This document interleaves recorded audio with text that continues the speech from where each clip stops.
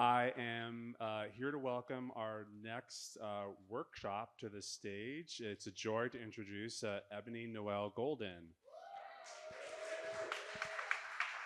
Ebony is a choreo poet, director, and cultural strategist whose work fuses performance with ritual, art with community. She has taught us that theater is not merely something we attend, it is something we inhabit. Through her visionary practice, performance becomes ceremony, marking loss, celebrating resilience, conjuring futures not yet born, all the things we just heard Mark and Camilla talk about. I encourage you to take in her full biography in the program, as with all our participants. But just let me underscore one thing that matters in this moment.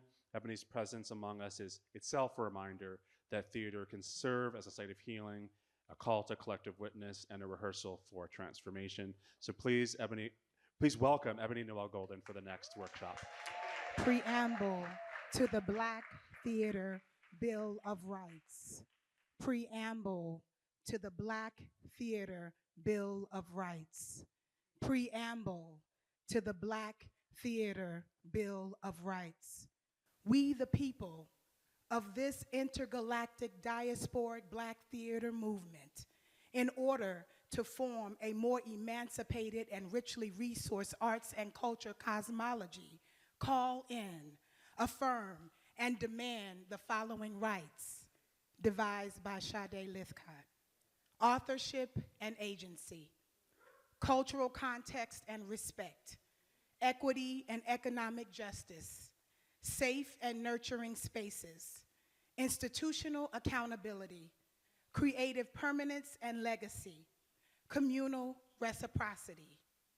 We, the people of this intergalactic diasporic Black theater movement, in order to form a more emancipated and richly resourced arts and culture cosmology, call in, through the activation and critical implementation of these aforementioned rights, we imagine a future and a now that relishes in the radical, medicinal, transmutational, spiritual, and evolutionary power of Black theater, powers our collective well-being, and secures the blessings of thriving, creative expansion, diasporic and cosmic agency for generations and generations and generations. We do ordain and affirm that it is so as we continue to create, conjure, reimagine, remake, remix the genius of Black theater now, in the future, and beyond. Good afternoon, everyone.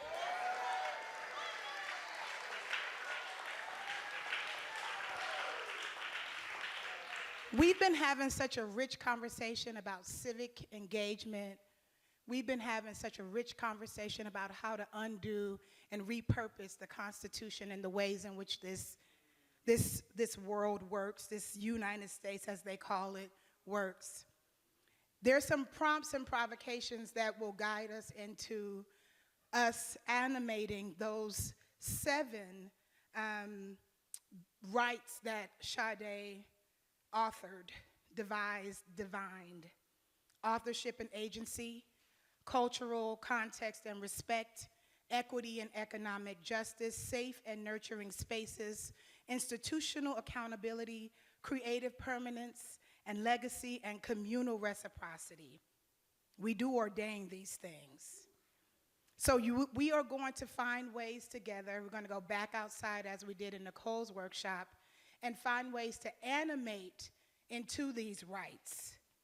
We will dive deep into our collective imagination. The stage has already been set for us to vision, vision, vision. We get in this room and we are able to sometimes commune around the problem. The opportunity for our time together in this session is to really commune around the solution. That often takes more energy. It often takes more time. It often takes a lot of labor, but I want to ask us to do that. Activate in the spirit of vision, in the spirit of wholeness, and in the spirit of our collective nomo, the power to speak what we want into existence. Consider the Bill of Rights, right? Why did we need them? When the Constitution was created, all of the rights that were needed were really focused on those first colonies that were taking over indigenous land. And so they had to alter, reimagine, expand the Constitution to include other human rights. So there is a practice of doing this, writing ourselves in, making it plain what we need that isn't already there, devising, editing. We do that a lot in this room. The reality is that the Constitution did not include black folks, women voting, trans folks, rights for the environment, the planet. So we have to write those things in. There are many standards for how theater happens in this city that we did not create. We don't have to continue to re-engage these things that harm us. We can create our own medicine. So the Black Theater Bill of Rights is our medicine. Is our medicine. What do we want? How will we make it so? You will receive one of these rights that is showing up here in your group. If we have copies for folks, we can pass that out. In your group, you will be working with one of them. The idea is that you come up with 3 action items that make this right livable in our institutions and in our daily practices as artists. You will receive one of those, and we're going to go over the slides are showing them. So everybody can go to the one that they love the most. If there are 10 people there or 7 people there, how many ever people can go, please go to another one. We need your brilliant minds on all of them. You can just scroll. Thank you for scrolling through these. It gives a little bit more context, which is also on the form, on the sheets that you're getting. So here's the prompt. Write it down or get the words that make the most sense for you. How can we work together to activate, animate, and embolden these rights? Activate, animate, embolden these rights. Okay, we are philosophers, I know, but I want to get to some measurable action steps. Doesn't that sound institutional? Measurable action steps. And I'm not asking us to do that just because. I'm asking us to do that because we're going to share these recipes and rituals for our Black Theater Bill of Rights when we come back together. And sometimes philosophies get, kind of hard to understand. But if you say, we will provide, we will pay, we will allow for, we will not, that gives us a very clear understanding of what to do and what you will commit to doing, okay? So here's the prompt again. How can we work together to activate, animate, and embolden these rights, or the right that you will be working with? We're looking for concrete action steps that can be measured, replicated, subversive, multidimensional, and regenerative, evergreen. We can do it again and again and again. When you leave and somebody else comes into your role, they can do it too. Okay, roadmap. So you'll work in groups. I like to ask us to listen as much as we speak. And if there's something that you don't get to say, write it down on a sticky note. The sticky notes will be at your groups, and stick it on that page. If you finish, your group finishes, then you can kind of do a gallery walk and see who else is doing what. And if you don't have a chance to speak, just put a sticky note on there, right? So we can get all of the information, whether you get to say it aloud or not, okay? Here's the prompt again. I'm a teacher, all right? One more again. How can we work together to activate, animate, and embolden these rights? We're looking for concrete action steps that can be measured, replicated, subversive, multidimensional and regenerative. Work in your groups, prepare for a report out. Anything else that you can add after you've given, y'all are done, do a gallery walk and add to another right, Bill of Rights. Here's some prompts and provocations, and then we're going to get going, okay? This is coming from the last conversation. If you don't have your church bulletin full of notes from the last conversation, I'll share my notes, okay? Alchemy, body, light, currency. I want to just say that in many traditions, currency is related to currents of water. That's where actual wealth comes from. Yep. Land, also land as currency. Time, culture, breath, cultural force, bold fearlessness, danger, risk, grandma's prayers. Bold fearlessness, danger, halfway house for rays of light. Decrepit business models, moral compass, post-fear economy. Destruction is unsustainable. Emotional labor, erase the lines. Choreographing into the future. Love and American masculinity.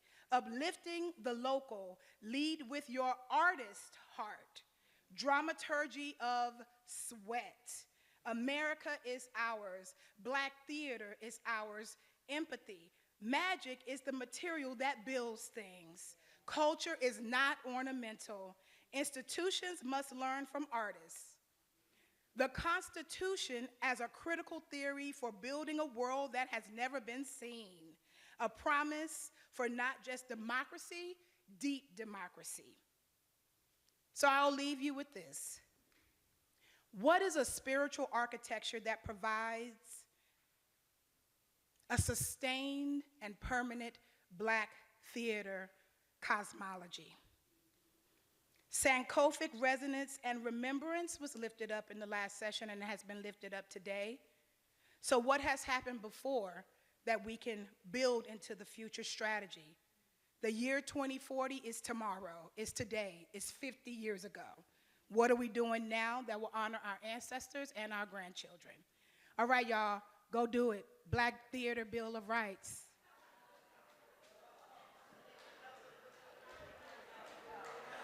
There should be 7 to 10 groups, 10 people in each group. All right, who would like to go first? We just did this earlier. All right, come on up. Yay, give him a hand.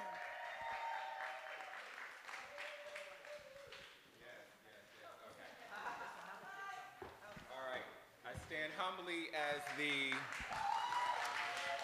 I'm known in the streets as the Fit Prince of New York, and I had a righteous group of queens helping me to work on these guidelines for number 3, which I will read for you first before I tell you what our rights are, and I hope I'm doing this correctly.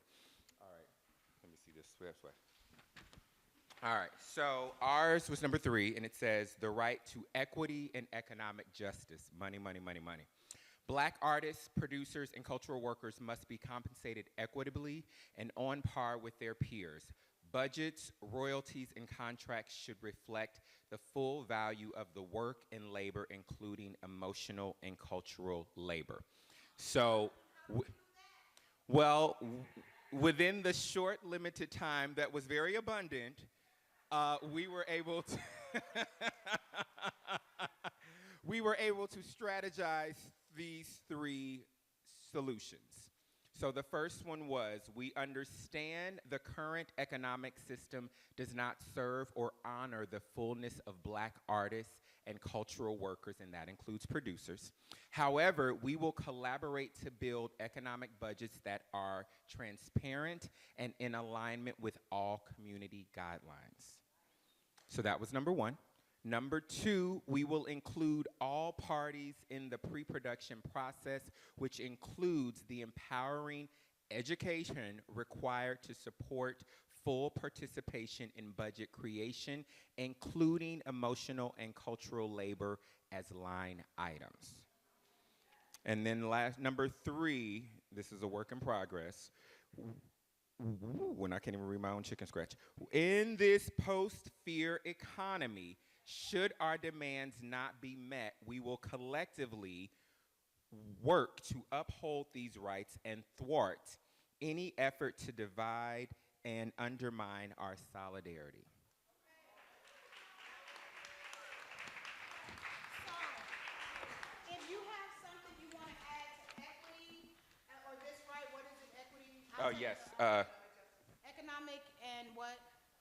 It was 2 of them. Yes. Oh, economic and equity and economic justice. Okay, equity and economic justice. If you have something to add to that, write it on your card, and let's pass out another round of index cards so everyone has enough to add to this one. How do we do it is the question.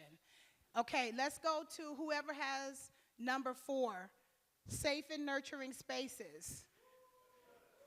All right. So if you want to add to economics in that one, please write it on the card and pass it to the end. Ushers, can you take them up?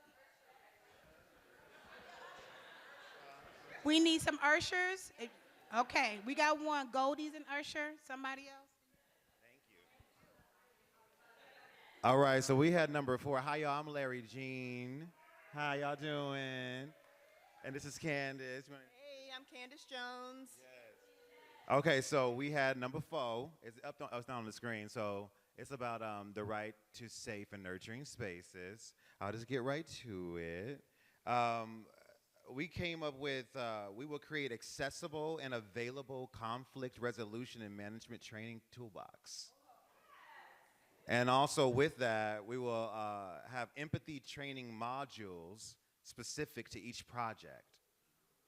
Right? Also, we will budget in spaciousness, the time that it takes to get to know one another and to meet one another and to know each other's access needs. And we will also budget in the doulas and the practitioners and the spirit workers and all types of things that help with those access needs and that can help us move through those time and the time that it takes to get to know one another more beautifully and efficiently. We will also budget in training and education for producers, especially PWIs, on how to make the space safe for any specific Black show. And then we will also have clear, ongoing community agreements that can be changed and added on to. And we will see rehearsal rooms as educational experiences, not just a place you go to go and put up a show, but a place wherein you go to be changed. And then we will know that training animates the space, and then we will also people feel safer centering process versus product and end result. And then finally, we will have a clear and open process for sharing power in the room, decentering hierarchy and centering collaboration. If you'd like to add anything to number 4, the right to safe and nurturing spaces, write it on an index card and hand it to Goldie, okay? And next we will go to, what do we want to go to next, y'all? 7? Number 2 is ready? Okay, come on, number 2. The right to cultural context and respect. Oh, okay.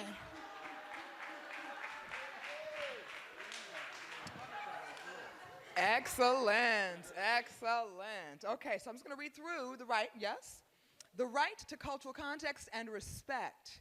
Black work must be engaged through an informed understanding of its cultural, historical, and social roots. Context should never be stripped for palatability. Black artists and cultural workers deserve to have their work interpreted and promoted with care, accuracy, and respect for its lineage. And that's where we jumped right into it. We started with using this document, the Black Bill of Rights, promoting it and using it and getting it out there so other people, start to understand that this is being discussed and deemed necessary. Using theaters, existing Black theater nights, and requiring them to go deeper and actually culturally add cultural context to the reason why we need to have Black Theater Night. It's kind of like my issue with the National Smithsonian Black History Museum. Like, you go through the whole thing and it never really says, hey, white supremacy is the reason why we have to have this whole museum. And I think it's important that we need that. We need that. Hire Black dramaturgs. And having funders and cultural critics actually have to pass the cultural history test and qualify to be able to speak on what our artistic output is and what it means and why it matters. So along that, it's like teach Black context. And we're asking for griots to be positioned as valuable to any arts organization, educators, dramaturgs, what does that say? Oh, docents, authors, all these people that exist in our community that we go to. We heard about Grandma and her prayers. Like, let's get Grandma to be on the stage and talk about why that play resonates the way it resonates for this house. Cosmologies, so we can actually contextualize what this event is that this play is talking about and what that means to the Great Migration and why we're dealing with it right now. Post-show bibliography, something that actually is tangible, that you could take away that oh, that's why they wrote this play, because this is what people were dealing with. And it says ways of being together. And I guess we kind of need more support in this idea that we do things differently and that everything that we do should not be because we are downtrodden by these systems. We're doing stuff also that's just because that's why we do it. There was this idea of a Black Theater Green Book. So, and it sort of came, now that's already patented, so y'all don't need to ooh and ah about that. But that came from this idea of how do we hold the institution accountable? What are the consequences that we would offer as a community if people don't respect these Black theaters? And then it kind of got flipped on its head, and it's actually, why don't we reward those institutions that actually do put this in play? And one way that we could reward them is by giving them great reviews in a Black Theater Green Book, or even on Yelp for as far as it goes. The Yelp review moves the needle further than a letter to the editor, I think. I think we've hit on most of it. Oh, I'm sorry. That was the foundation this was built on. When we deal with these institutions and this idea of things being palatable, and we heard earlier that sometimes, I think it was Camilla was talking about how some organizations were going through the words and finding how to make their thing less potentially offensive. We want to go the other way and say, oh no, this is us. We call ourselves Black, and that's what this is for. That's what this is about. Black and expansive. And I see there was this intimacy coordinator idea, and that the institutions, theaters have embraced this idea that they need to have an intimacy coordinator. It's a new thing. So maybe they can need to have the Black Theater Bill of Rights. A couple other just brief things that we were thinking about as well is that within this teaching of Black contexts, right? So educators, griots, docents, what is it like for each of the theater's legal teams to be fully apprised and in coherence with this Bill of Rights? So there are protections in place for each individual theater, but then as a union, right? Because as we know with our country, it's always the legalese and the legal stuff that keeps us safe, or keeps them safe, right? And then I think the other thing is thinking about some sort of pipeline for Black theater reviewers. That has not been developed, as I know, just as yet, and so that there's a system in place to be able to view our work through our lens and to be able to intellectually and intelligently discuss it and share it with the world, so that it's either an in-house thing, but it's something that can grow and expand as well. Yeah.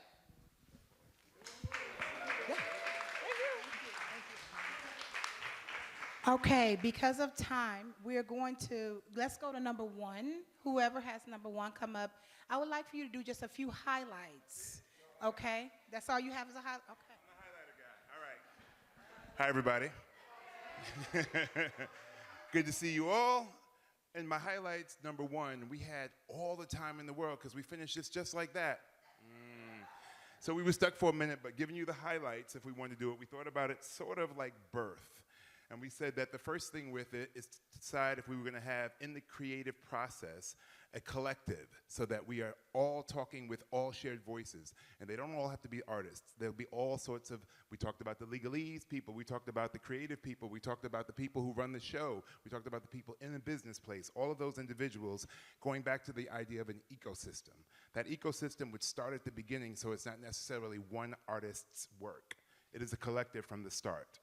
Number two, we want to make sure that we have more or less a doula, which came up earlier, to provide a little bit of aesthetic distance in between my personal, I'm the director, I want to have it this way. I'm the writer, I want to have it this way. But if I have a liaise, someone who can go in there and be a badass, then I can be on the side being like, how'd it go? Go back and say no. But if it's mine and I'm personal and I want my stuff done, I might approach it a little bit differently. So an intermediary, somebody in between to just help that happen. And then the third piece was also mentioned to an extent, an archivist, someone to hold on to our work so that it's in its true form. So if we put ain't, be, don't in there, it doesn't get changed to something that ain't what we said, because that don't be what we meant, and we can get it how we wanted it. So those are our three. Okay, the next one.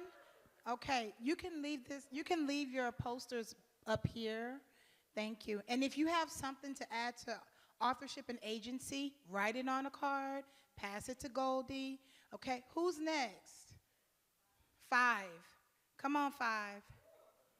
All right. Okay. If you know me, you know, don't let her off the script, because we'll be here. I'm just going to read words. And if you were in this committee and you know the better word, you've now thought about even a better, just yell out. 5, the right to institutional accountability. Great. 1, re-envisioning reporting. Report to experience. That would then be our Black experience. Reporting should be non-hierarchical and go across departments. The people in the crew get to have a say in how successful it was. Black groups will thrive in this moment because we know we make these theaters across the country and across the world have what the crew always say, bring the heart back, solve interdepartmental all kinds of things going on before you guys got here. You understand? So we need ways to collect our contributions that are not always reported. They're not even a category. Transparency is kin to reporting. They go together. You're not reporting nothing if you can't tell nobody. Ergo, lawsuits and why that kind of protection some people get doesn't help us, because they've settled it outside. That was one girl and one girl. But what about all the 50 girls coming next week? And we just cycle through. Okay, outputs, reports and figures should be shared with the artists.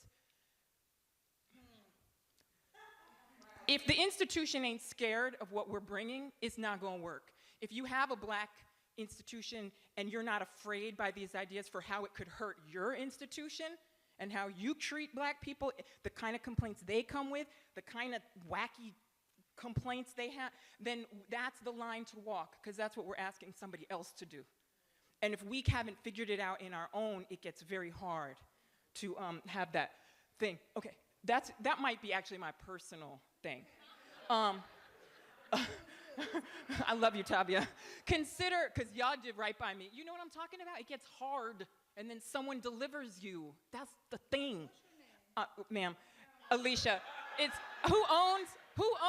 oh, somebody said in the group, who owns accountability? That was so dope. You must determine who owns it in your group before you go, and when you get there, you can ask them, who owns accountability here? Don't have me running around for the stage manager when it's really somebody who never comes, who lives in New Hampshire, just owns it, and those are all their kids who have all the high job. Like, we gotta know more. Contracts. Oh, reframe the definition of success, including financial. Yeah, that your show ain't just successful because it made a lot of money. There are other things. It's up to us to really quantify what they are. I think of Executive Leadership Council in the Black corporate world. They have books on how to do this. Those books were studied by the right to take us apart now.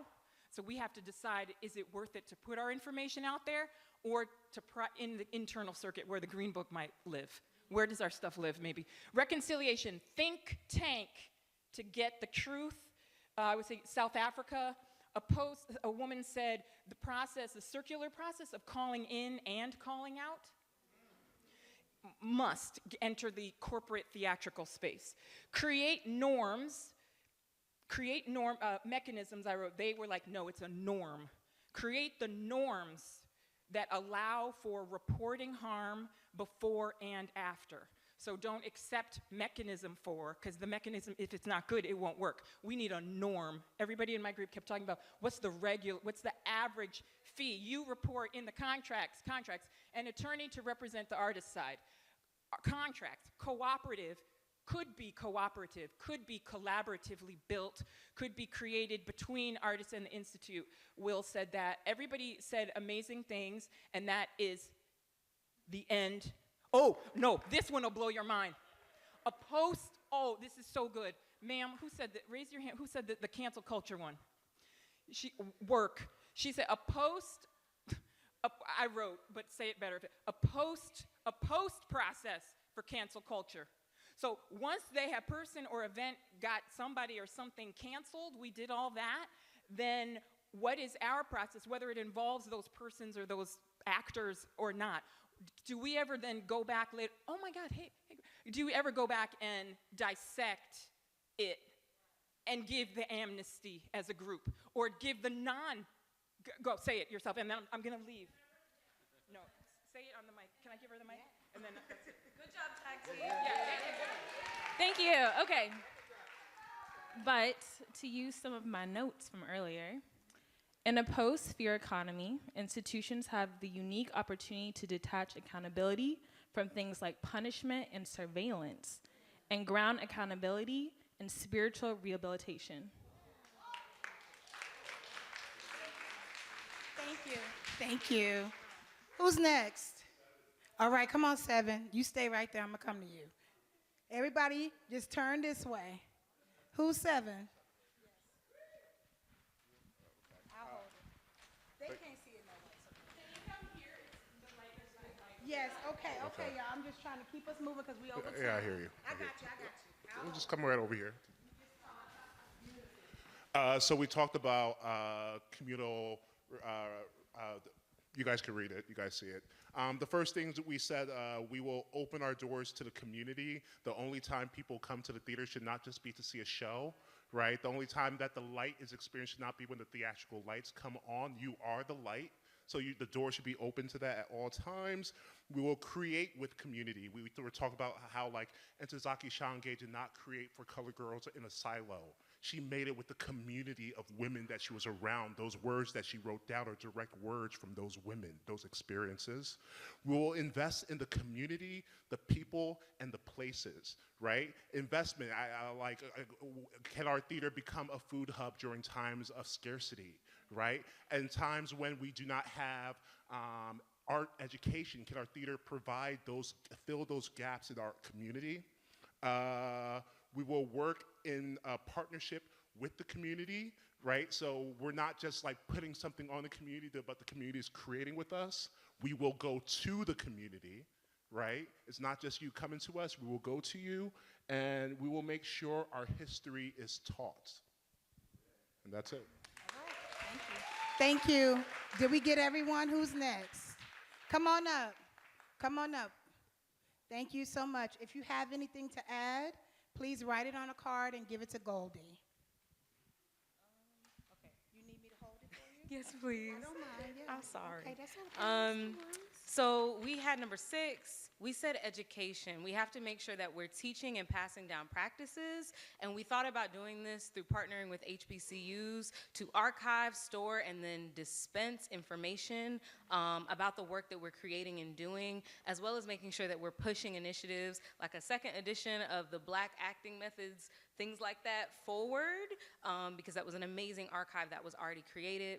Number 2, we talked about establishing a Black archival initiative that artists can directly reach out to get funding to support the archiving of their work, as well as something that we can continue to build an oral history around and do some type of documentation surrounding.